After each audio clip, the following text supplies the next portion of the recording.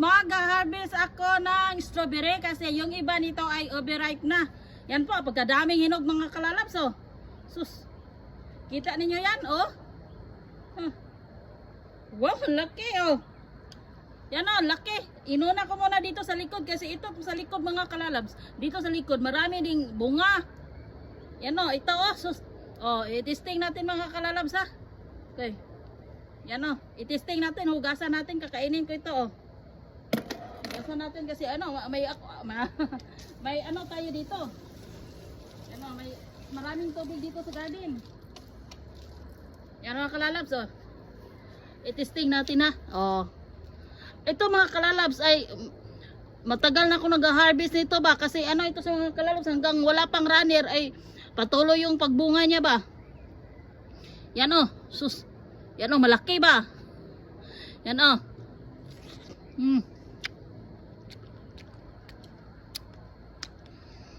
Yan, masarap mga kalalabs, matamis.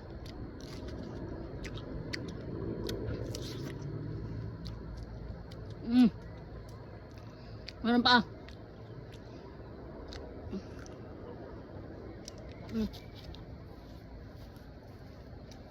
Ano, may overripe dito mga kalalabs, oh, sayang, oh. Oh, overripe na brown na siya. Doon ko lalagay.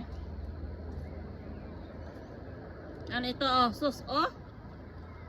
Daming hinog mga kalalabs.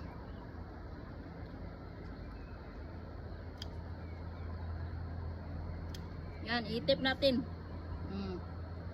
Yan, oh. Lagyan natin. Sa dito lang yan, ha. Nakakuha na ako ng ano dito. Dalawa, oh. Ito siya mga kalalabs ay talagang hitik sa bunga. Dami pang bulaklak, oh, sus. Marami pang bulaklak na ano, oh. Ito, oh, malaki, oh, sus. Okay.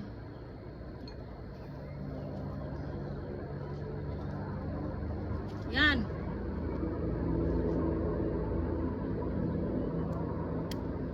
Sus, oh, malaki din, oh.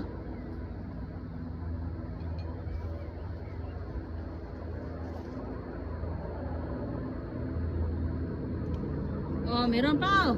Sus. Dadami mga kalalabs.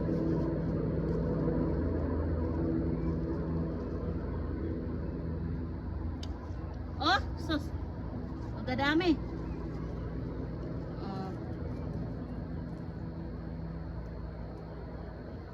Maganda ito, maganda siya mga kalalabs kasi paganda ito pang pakatulog ba. Oy. Oh, dahan-dahan tayo kasi.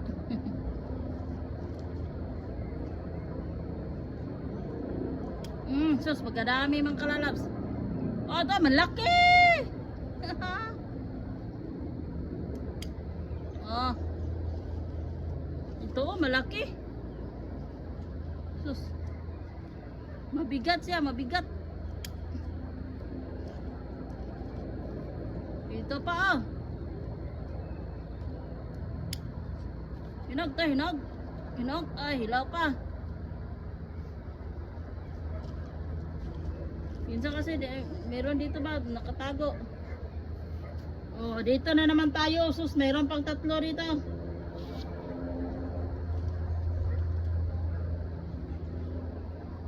Ito isa, hindi pa masyadong hinog pero kukunin ko. Ito isa, hindi pa masyadong hinog pero kukunin ko siya.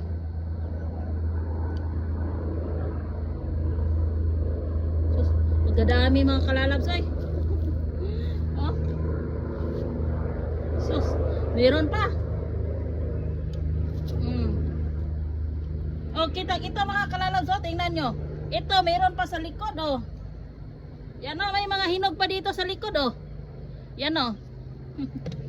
Babagita ko sa inyo, ha. Oh. Yan, oh, maraming hinog dito, no. Oh, meron pa yung hinog dito sa likod. Kaya na pagpasyahan ko mga kalalabs, next time, ano lang, sa paso lang ako magtatanim kasi yung paso ko mas maraming hinog. Eh, maraming bunga ba? Ano, ito ay na-overripe na ay. Maganda nito itanim tong bunga niya. Yan.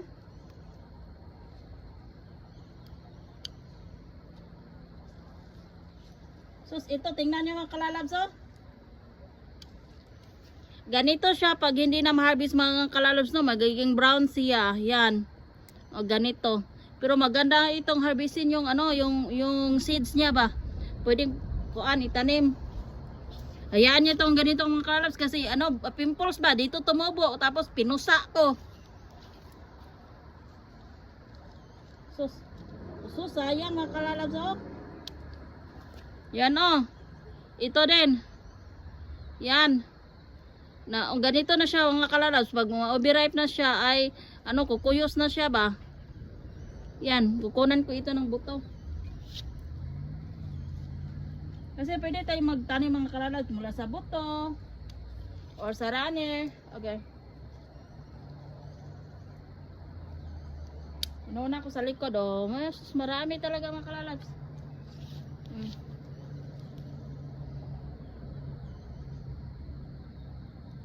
Ay.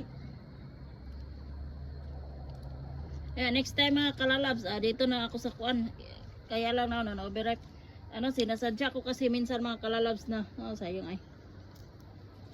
Na hindi sabay-sabayin sa pag-harvest kasi pangbaon ng anak ko ba. Ito ibabaon niya ito mga kalalabs. Kasi yung anak ko, yung panganay ko ay sobrang mahilig sa strawberry. Kahit strawberry lang yung ipabaon mo sa school niya ay okay na sa kanya. Meron pa ang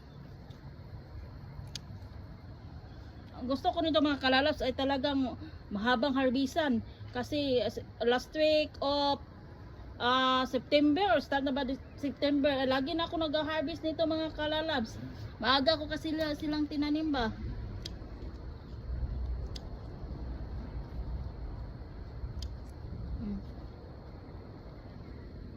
Sus, ito mga kalalabs, sa 4 na paso, ito yung na-harvest ko sa 4 na paso. Pagkadami. Iba yung na-harvest ko kahapon. Iba Iba din kanang sa ito sa 4 lang na paso, oh. O pag 10 paso yung na-harvest ko, ay nang mga kalalabs, sobrang dami na. Yan, oh. So sa kuha lang yan, 4 na paso lang yan ha. Maliit pa itong isa, oh, maliit. Ito yung mga biskwit, no, dati tinatapon ko lang ganito. Maganda para taniman kasi strawberry kasi kuha lang siya ba, yung ugat niya ay ano lang, maiksi, kaya pwede siyang itanim sa mga maliliit na paso gaya na ito, itong anong kuan, biscuits. Oh, galing Pilipinas ba ito?